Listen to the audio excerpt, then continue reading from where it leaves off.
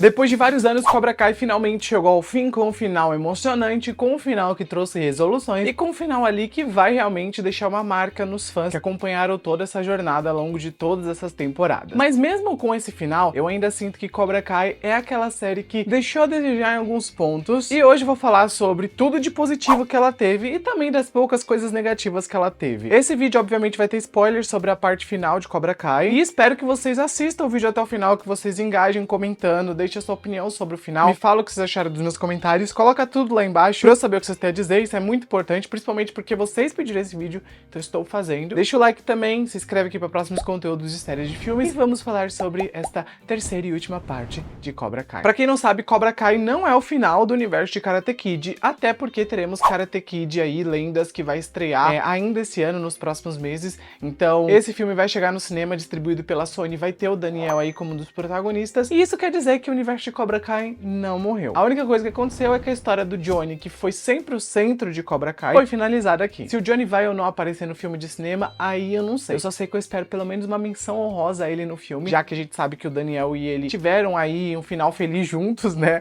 como amigos. Então eu quero que o Daniel honre essa amizade deles, mencionando ele no filme de cinema. Mas eu também não sei se Cobra Kai vai ser ou não canônico ali pra história do filme, porém uma mençãozinha não mataria ninguém. Agora vamos falar da parte final de Cobra Kai. E assim, eu separei esse vídeo de uma maneira diferente, então eu vou falar sobre cada personagem, sobre a jornada deles até chegar ao final, depois eu vou concluir toda a minha linha de pensamento. Até porque tem tanto personagem de Cobra Kai que eu não quero deixar nenhum deles passar. Vamos começar falando do Johnny, que se tem uma pessoa que é o protagonista e o dono dessa série, é ele. O arco do Johnny, que foi iniciado nas primeiras temporadas de Cobra Kai, tem um final muito emocionante aqui nesse desfecho da série. Até porque o Johnny começou a série como um fudido, literalmente um bêbado que tava caindo pelas ruas, e ele terminou a série com a Carmen sendo a mulher dele, com o filho dele, que é o Rob, estando ao lado dele. Ele conseguiu um filho novo, que é o Miguel, ao longo da série, e ele conseguiu ter um outro filho junto com a Carmen. Então assim, ele tem uma família, ele está feliz, e acima de tudo, ele é um campeão mundial, porque a gente vê que no Seikai Taikai, ele e o Sensei Wolf tiveram que lutar juntos, até porque o Cobra Kai e o Iron Dragon empataram, então os senseis teriam que decidir quem ganhou ali a competição. E a gente teve a luta intensa entre o Wolf e o Johnny, que foi assim, gente, um dos pontos mais altos dessa temporada. E essa luta, na minha visão, simbolizou muito a redenção que o Johnny teve nesse final, principalmente lembrando do começo da série. Ele usou o mantra de força, honra e coração nessa luta, e ele ganhou essa luta sendo honesto. Então isso foi realmente uma das melhores coisas que eu vi aí. E também a gente vê que quando ele ganha, ele reabre o Cobra Kai e ele coloca as virtudes dele à frente de qualquer coisa. Então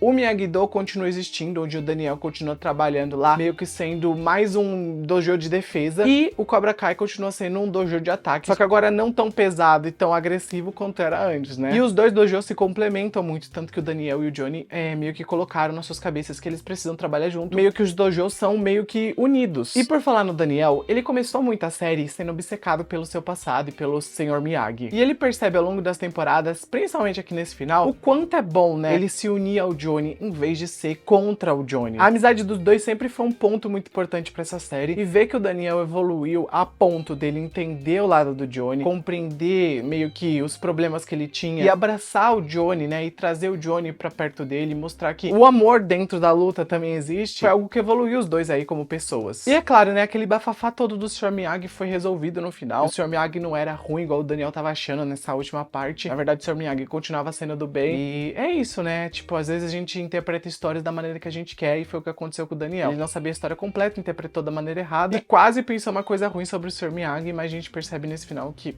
o Sr. Miyagi era do bem. Agora vamos falar do Miguel, que era o protagonista do elenco jovem. E assim, o Miguel sempre foi aquele personagem que todo mundo amou. Não tem como você não gostar do Miguel. Só que a série sempre colocava o Miguel em contraponto com o Rob, e é uma coisa que me incomodava muito. Então até vou falar do Miguel e do Rob ao mesmo tempo, porque eles são personagens que são meio que contrapontos, assim como Daniel e Johnny. Então o que acontecia muito na série é que sempre a gente via o Miguel se saindo bem das situações. Sempre o Miguel ali passava por cima das coisas que apareciam no seu caminho. Enquanto o Rob não, gente. O Rob era apedrejado, o Rob era pisado, o Rob era jogado numa caçamba de lixo. A série odeia o Rob. Odeia no nível assim que, gente, até nessa parte final eu percebo que a série odeia o Rob. A trajetória do Miguel foi cheia de evolução. A relação dele com o Johnny sempre foi bem trabalhada. Aí chega no Rob, a gente percebe que o Rob só se fode. Gente, colocaram ele no Seikai Taikai, quebraram a perna dele. Tipo, quebraram, que eu digo, foi os roteiristas quebraram a perna dele, né? Só pra tirar ele da competição pra pôr o Miguel. Pro Miguel brilhar. Então assim, Eu entendo que o Miguel sempre foi o protagonista, mas, gente, vocês só fodem o Robbie, é foda isso. Eu entendo que ele teve uma certa evolução ao longo das temporadas, isso é inegável, sabe?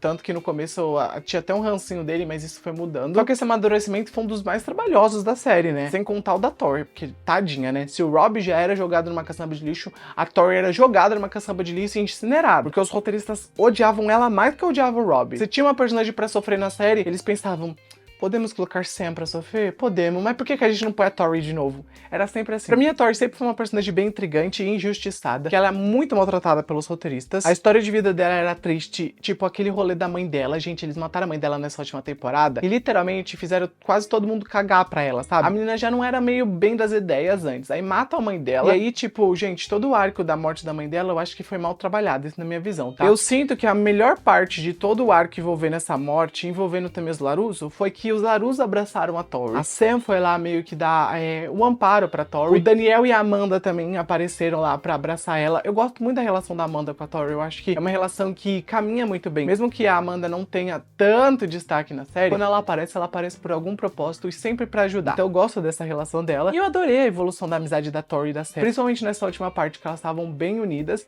No começo nem tanto, né? Mas elas foram voltando a ficar unidas, assim como elas estavam na parte 1 e parte 2. Eu sinto que a Tori é muito jogada. Sai de um dojo, entra no dojo, sai de um dojo, entra em outro dojo. Gente, parece que os roteiristas odeiam essa personagem e fazem ela ser uma cuzona em todo momento, e eu não consigo detestar ela, porque eu sei que o problema não é ela, é o roteiro que escreve as piores coisas pra ela. Mas graças a Deus a Tori venceu o Sekai Taikai, e a Sam deixou ela vencer o Sekai Taikai, principalmente, né? Ela falou que ia sair da competição pra dar espaço pra Tori, porque ela merece. E eu falei, amém, gente, amém. Depois de tanto tempo vocês tiraram a Sam, que ninguém suporta. Eu não acho a Sam de todo ruim, tá? Mas assim, a Tori é muito mais legal, e vocês colocaram a Tori aí pra brilhar, então glória a Deus, glória a Deus. E por falar na Sam, eu acho que ela é uma personagem bem zero à esquerda. Se tiver um enredo pra ela, eu desconheço. Porque ela é um parzinho romântico de alguns personagens. Ela é também a filhinha do Daniel, que tá sempre na asinha dele, tá tentando sempre impressionar o pai, tá tentando sempre se impressionar. É isso, o enredo dela gira em torno disso. Então não tem muito o que desenvolver da Sam. Agora vamos falar do Falcão e do Dimitri, que, gente, eu sempre adorei esses dois. A amizade deles, desde 10 pra mim sempre. Até quando eles brigavam,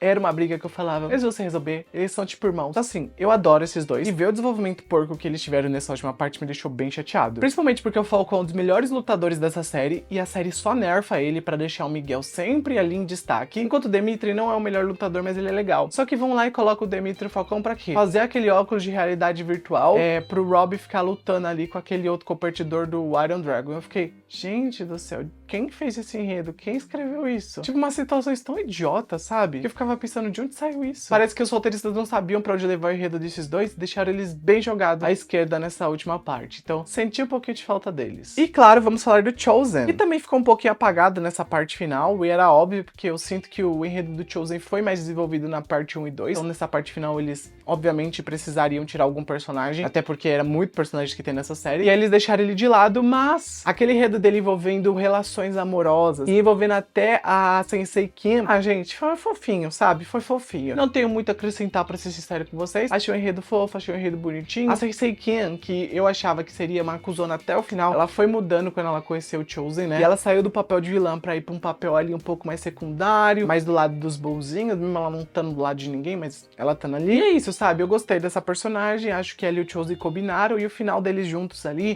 ele encontrando ela, e muito provavelmente eles vão ficar meio que juntinhos, foi legal. E por falar em vilões, eu não ia deixar de fora o Silver e o Chris. O Silver foi o grande antagonista dessa última parte dessa temporada final. E o Chris é aquele personagem que, pelo amor de Deus, né, sempre tá lá pra causar de alguma forma, mas ele tentou não ser tão vilanesco nesses últimos episódios. Mesmo que eu sempre olhasse pra cara dele e pensasse, nossa, eu tenho uma raiva mortal de você. Não sei se vocês têm essa raiva, mas ele e o Silver, gente do céu. Se tem vilões que me dão raiva, são esses dois. E assim, durante essa parte final, o Silver ficou naquela lenga-lenga de estou morrendo, estou partindo dessa para melhor, vou usar todo o dinheiro que eu tenho pra acabar com Miyagi-Do e Cobra Kai, eu odeio eles, meu filho, você tá morrendo, vai viajar, vai, sei lá, comprar uma mansão em Beverly Hills e curtir a sua vida, o resto da sua vida, vai ficar fazendo lutinha com um monte de adolescente? Puta que pariu, né? Gente, se eu pudesse, eu dava um soco na cara daquele velho cacudo, eu ia ver a luta na cara dele. Que raiva desse velho, que raiva, velho rançoso. Eu odeio o Silver. Silver. Eu odeio, vocês não têm ideia do quanto eu odeio. Eu odeio mesmo, tipo, eu fico com raiva quando eu olho pra cara dele. Porque, gente, é umas motivação tão idiota. O cara já tá morrendo, foda-se, ninguém liga pra você, meu filho. Vai aproveitar a porra do seu dinheiro. Ficar investindo ali em campeonato de criança?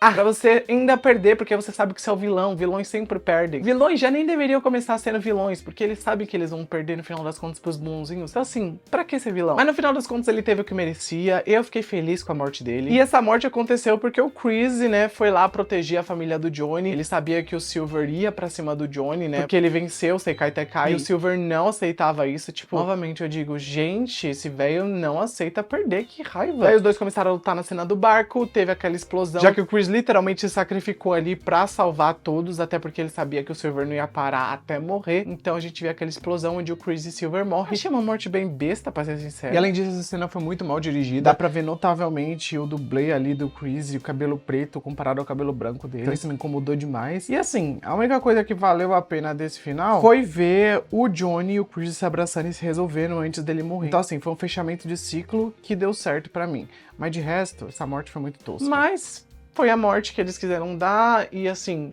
matando o Silver, eu estava feliz. Então eu bati palma, falei, Chris, se algum dia te julguei, não te julgo mais. Porque você se matou, matou o Silver. Amém! Aí teve 3 personagens que eu não mencionei, que foi a Devon Lee, o Kenny e também o Anthony. Foram 3 personagens que não tiveram destaque nessa parte final. Eu sinto que o Kenny foi um personagem tão zero à esquerda que até então eu não entendo por que colocaram ele na série. Devon Lee, maravilhosa, diva, queria que ela tivesse uma série só dela, assistir um spin-off só dela, porque carismática demais, sabe lutar. Assim, ela não é a melhor lutadora que existe, mas ela é uma personagem que eu sentia muito potencial, então eu gostaria de ver mais dela. Porém, não trabalharam mais. E o Anthony sempre foi o Anthony. O que isso significa? Vai ficar a critério de vocês descobrir. E eu gostei muito que nessa parte 3 de Cobra Kai a gente teve lutas bem legais, aquele encerramento do Sekai Tekai foi ótimo. Me arrepiei demais em ver a Tori, o Miguel e o Johnny aparecendo, até mesmo o Daniel usando a roupinha do Cobra Kai, todo mundo ali unido. Então assim, foi um momento que eu fiquei, caramba, olha, estou arrepiado. Curti demais o encerramento vendo o Johnny e o Daniel sentados no restaurante, mostrando que a amizade deles prevaleceu, que eles estão unidos, que eles estão juntos, que eles não têm mais aquela rivalidade horrível que eles tinham antes, que era engraçada por um lado, mas era ruim pros dois, porque a gente sabe que eles se completam, e tudo acabou bem pra cada um dos personagens. A gente vê que a Sam foi pra Okinawa passar um tempo e aprendeu o que o pai dela aprendeu. Ela foi tentar virar um Daniel 2.0, né? Parece que é tipo o fardo dessa família virar um Daniel 2.0. Ela vai viver a história de Karate Kid 4 com a Hilary Swank, que aliás não apareceu nesse final e eu fiquei um pouco decepcionado, porque eu adorava a ideia dela ter aparecido, mesmo eu não gostando do quarto filme de Karate Kid. Enfim, a gente também viu o Daniel continuando com o Miyagi-Do, o Johnny continuando com o Cobra Kai, o Miguel indo pra faculdade, o Rob também conseguindo seguir os seus sonhos, a Tori conseguindo aí se tornar uma campeã, e isso vai ser um pontapé legal pra vida dela. Falcon e Demitri vão pra faculdade e eles continuam sendo amigos. Então assim, todos os personagens tiveram aí um final legal. E eu gostei de acompanhar toda essa jornada maluca desses personagens. É isso que eu tinha pra falar nesse vídeo. Eram esses meus comentários aí sobre esse final de Cobra Kai. Me conta aí o que vocês acharam dessa parte 3 final. Deixa o like que é importante, se inscreve pra mais conteúdo de séries de filmes. Eu fico por aqui. Um grande beijo e tchau, gente.